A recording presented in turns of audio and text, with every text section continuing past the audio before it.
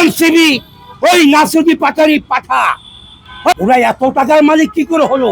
বিএনপির পোলাপান এই আন্দোলন সংগ্রামে কি করছে? ওদের ফুটে 50 টাকা দামে দুয়ার, 100 টাকা 150 টাকা চান্দার। আপনারা নিয়েছেন বড় বড় অফিসের লুটপাট, চাকরির বাণিজ্য করেছেন। একটা মুক্তিযোদ্ধা একটা রিক্সা ভাড়া থাকে না, নারী মাগিবাজ গঠিত এমন কোন নায়ক নায়িকা গায়িকা নাই উনার বিস্তার না গেছে।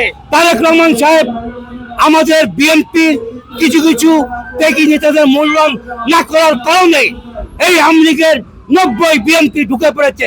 তাদেরকে পাচাই রাত্রি দিয়ে বের করে দিয়ে আকামা মুজামেল হক বোয়া মুক্তিযোদ্ধা আমার সহকারী আন্দোলন সংগ্রামে শ্রদ্ধায় আমার ছেলের আমার 71 মুক্তিযোদ্ধা সংগ্রাম পরিষদের আমার সিনিয়র ভাইস চেয়ারম্যান যিনি আমার পাশে দাঁড়িয়ে আছেন, বাংলাদেশ জাতীয়তাবাদী তাঁতি দলের সিনিয়র যুগ্ম মহাসচিব তিনি দাঁড়িয়ে আছেন, আমাদের সেই ডক্টর কাজী মনিরুজ্জামান সাহেব।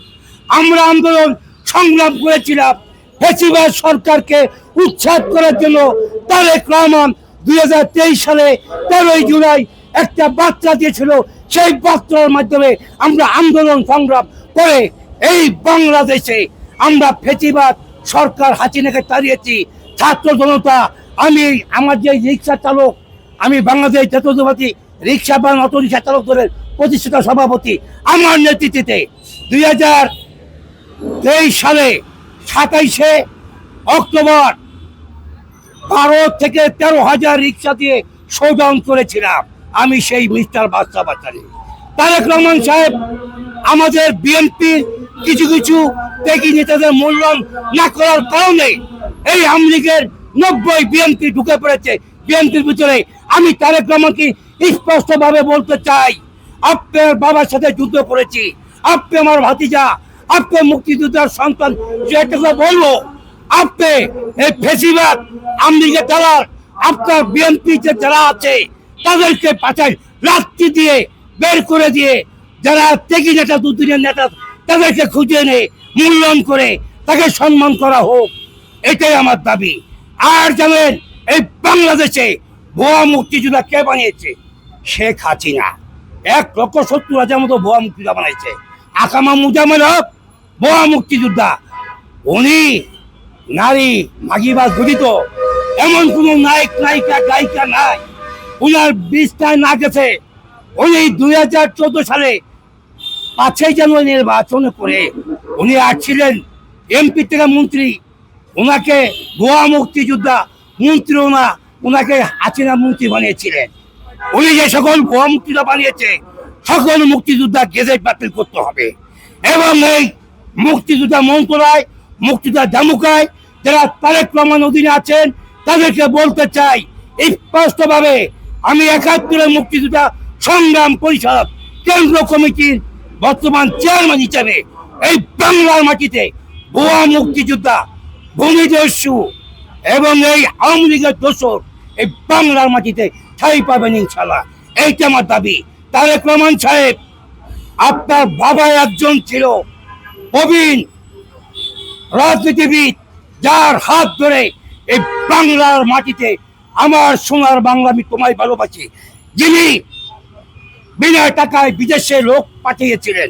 1979 সালে তিনি গ্রাম সরকার করেছিলেন, কুটির শিল্প করেছেন, স্বনির্ভর করেছেন। আপনার বাবার 19 দফা আপনি বাস্তবায়ন করেন নাই, না করলে তো সমস্যা হবে। আপনার মা 3 বারের প্রধানমন্ত্রী ছিল, তার কোনো বদনাম নাই। আপনি 5 মাস হচ্ছে 2024 সালে যে আমরা আন্দোলন সংগ্রাম করেছি, লোক মারা গেছে, ছাত্র জনতা মারা গেছে, আমার রিক্সা চালক 7 জন মারা গেছে, তাদের কোনো মূল্যায়ন করা হয় নাই। এনসিবি ওই নাসুদি পাটারি পাঠা ওই মামদার এত টাকার মালিক হয়েছে, হাসিনার টাকা লুটপাট করছে ওই এনসিবি। ওরা ছাত্রলীগের পোতাক, ওরা জামাত শিবিরের এজেন্ট। ওরা এত টাকার মালিক কি করে হলো? একটা মুক্তিযোদ্ধা একটা রিক্সা ভাড়া থাকে না, তোমরা হাজার হাজার কোটি টাকার মালিক। তোমাদের বিচার হবে এই বাংলা মাটি যে জনতার কোনো আদালতে, তোমাদের জন্য 71 মুক্তিযোদ্ধা সংগ্রাম পরিষদ থাকবে, তোমাদের বিচার হবে। আর জামাতের একজন এমপি দেখলাম খুলনা জানেন কোন জায়গায়, সাতক্ষীরা, ওই একটা ছেলে তাইরে নারে বন্ধুরে মজা করে আনন্দে ধরা খেয়ে গেছে জামাত।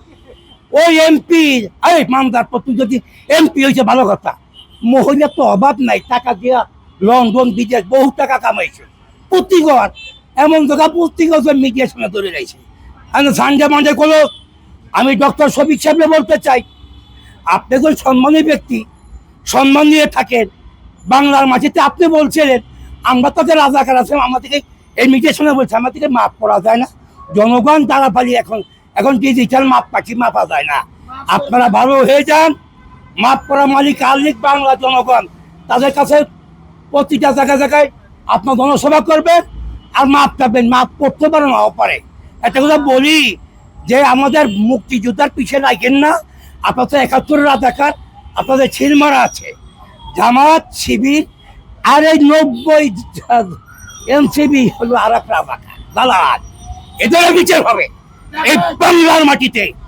এরা কত টাকা তোরা বাদ, তোদের রিক্সা ভরার টাকা ছিল না, হাজার হাজার কোটি টাকা নাহিদ সাজিদ। এই বেটা রিক্সা যে দাম আছে তোকে সেই দাম নাই। তোরা তো যারো সন্তান বি হ্যায়, যারো সন্তান বি হ্যায়, বাচ্চারা পোলা বান্দি হয়। এই তোর বাপের নাম কি? এই মামলা তো রিক্সা চালায় তারা দেশের জনগণ, তারাই বাদ খেতে পার না। প্রত্যেকে টাকা পয়সা জোগাড় করতো, টাকা কি ডলার হাসিনা যে টাকা, হাসিনা তো বাংলা টাকা নিয়ে যায়, হাসিনা নিয়ে গেছে দুটা বেচকাত বোঝা লাখের বোঝা ডলার। বাংলা টাকা ছিল কোথায়? ওই হাসিনার বাসায় ফ্রিজের ভিতরে আসিল, ওই যে খানাটুলির ভিতরে ওই গাঁটটা করে ওই তলে পাইছে। এগুলো জানতো ছাত্রলীগ প্রোডাক্ট। ওই নাহি সাজিদ সাজিদ আলম, ওই আব্দুল্লাহ হাসনাত মাথায় বস্তা করে টাকা লয়ে যা কয় আমি কি তোর, আমি যা পাইছি লয়ে যাই, প্রমাণ আছে। তাই বলি নাহি সাজিদ আব্দুল হাসনাত এবং ওই নাসুদ্দিন পাটোয়ারি তোমরা সাবধান হয়ে যাও। তারেক রহমান কিছু না বললো, ৭১ মুক্তিযোদ্ধা সংগ্রাম পরিষদ, ৭১ মুক্তিযোদ্ধা যুব কমান্ডের যিনি চেয়ারম্যান হয়েছে, যাকে বানানো হয়েছে বীর মুক্তিযোদ্ধা সন্তান মোহাম্মদ সেলিম নিজামী সাহেব, আপনাদেরকে বিচার অবশ্যই করবে। জনতার কোনো আদালতে, হাইকোর্ট, জজ কোর্ট, সুপ্রিম কোর্ট, ৩ কোর্টে আপনাদের বিচার হবে। আর একটা কথা বলি, না বলে নয়, আপনারা যে তিরিং বিরিং জায়গায় জায়গায় চান্দাবাজ ফিটিংবাজ বিএনপির পোলাপান এই আন্দোলন সংগ্রামে কি করছে? ওমর জায়গা ফুটে ৫০ টাকা দামে দুয়ার, ১০০ টাকা ১৫০ টাকা চান্দার। আপনারা নিয়েছেন বড় বড় অফিসের লুটপাট, চাকরির বাণিজ্য করেছেন, ব্যবসা বাণিজ্য করেছেন, কোটি কোটি টাকা হাতিয়ে নিয়েছেন। ডক্টর ইউনূসকে দিয়ে কোটি টাকার ফাইল করে নিয়েছেন। ডক্টর ইউনূস সুযোগ পেয়া ওনারও যে কেস মামলা ছিল উনি সানডে মান্ডি ক্লোজ করা গ্রিন হাট, ওনার কোনো মামলা কিছু নাই। এখন যদি কেউ যদি মামলা দেয় নতুন করে হবে, উনি জানে ভালো করে। তাই তারা কোনকে বলি, রাষ্ট্রপতি আমাদের বীর মুক্তিযোদ্ধা মেজর হাফিজ সাহেবকে আমি ৭১ মুক্তিযোদ্ধা সংগ্রাম পরিষদ কেন্দ্র কমিটির চেয়ারম্যান হিসেবে আমাদের মেজর হাফিজ ভাইকে আমি অন্তিমভাবে রাষ্ট্রপতি হিসেবে দেখতে চাই। এটা আমাদের ৭১ মুক্তিযোদ্ধা সংগ্রাম পরিষদের দাবি। এবং এনসিপি জামাত শিবির এই বাংলার মাটিতে হিসেব করে কথা বলবেন। আপনাদের পিছিয়ে শুধু মুক্তিযোদ্ধা না, ৭১ হিমায়ত বাহিনী মুক্তিযোদ্ধা যুব কমান্ড, ছাত্র কমান্ড আপনাদের পিছিয়ে আছে। ছাড় পাবেন না, পার পাবেন না। পালাবার হাতিনে তো পালামে জায়গা, আপনারা পালাইতেও পারবেন না, কারণ বাপরে ছাড়ে না। শেখ মুজিব তার ৪টা ছিল পাটনার চামচা, নুরি আলম সিদ্দিকী, সিরাজ শিকদার, তারপরে আপনার আপনার টুভাইয়া, আরেকটা ছিল নামটা ভুলে গেছি, এই ছিল শেখ মুজিব ড্যাডার বামা।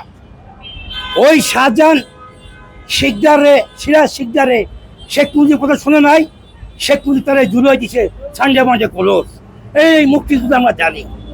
শেখ মুজিব উনি ১৯৭২ সালে আমার ৯ নম্বর সেক্টর কমান্ডার মেজর জলিলকে বিনা দোষে যশোর ক্যান্টনমেন্টে অ্যারেস্ট করে আলনা করে রেখেছিল। তার প্রতিবাদ নিন্দা, তীব্র নিন্দা জানাই আমি। মেজর জলিলের মেয়ে ব্যারিস্টার আমাকে বলেছিলেন, আঙ্কেল আমার বাবার বিচার পাবেন না, আমি তোমার বাবার বিচার কে করবে? শেখ মুজিবের তো সানডে মানডে কলেজ করে দিছে খন্দকার মুস্তাক। যেই মুস্তাকের আন্ডারে শেখ মুজিব আশ্রয় পেয়েছিল, সেই মুস্তাকের মাধ্যমে শেখ মুজিবের সহপরিবার সাঞ্জা মঞ্জে ক্লোজ করে দিছে। তাই বাংলার ইতিহাস জানতে হলে মিস্টার বাদশা বাসানির কাছে জানতে হবে, শিখতে হবে, বুঝতে হবে। এই বাংলার মাটিতে ভুয়া মুক্তিযোদ্ধা আর এনসিপি, জামাত, শিবির এবং যারা দালাল পার্টি আছে, দালালের কোনো থাকবে না। তাদের গমন 180 দিনের আলটিমেট দিয়েছে, দেশ সুনামকরণ করুক। তারপর আমরা আছি, আমরা যারা মুক্তিযোদ্ধা, আমরা যারা বিএনপি করি, আমরা তো রাজপথে আছি, থাকবো ইনশাল্লাহ। দেখি আমাদের নিরন্তর সরকারকে কতদূরকে হাঁটাইতে পারে। যতদূর লড়বেন ততদূর আমরা লড়বো। আমরা 69 গণ আন্দোলন করছি, 70-এ নির্বাচন করেছি, 71-এর 9 মাসে আমি তিনটে সেক্টরের 7টা কমান্ডার ঢাকায় দাঁড়িয়ে আছে। এটা মেজর জিয়া জেট ফোর্সের গাড়ি গেরিলা বাহিনীর দায়িত্ব দিয়েছিল মেজর এটিএম হায়দারকে, আমিও তার সহকারী 7টা কমান্ডার। অতএব মুক্তিযোদ্ধা গাছের পাতা না, হাতের মোয়া না, বানায় খাইলাম হয়ে গেল। মুক্তিযোদ্ধার টাইটেল আছে। আমি পরীক্ষা দিলে 100-এর মধ্যে 99 জন ফেল হয়ে যায়। একটা প্রশ্ন করি, যারা মুক্তিযোদ্ধা আছে, আপনার সাংবাদিক, আপনার দেশের সুদ সন্তানদের পাশে থাকেন, আপনার ইন্টারভিউ নেবেন।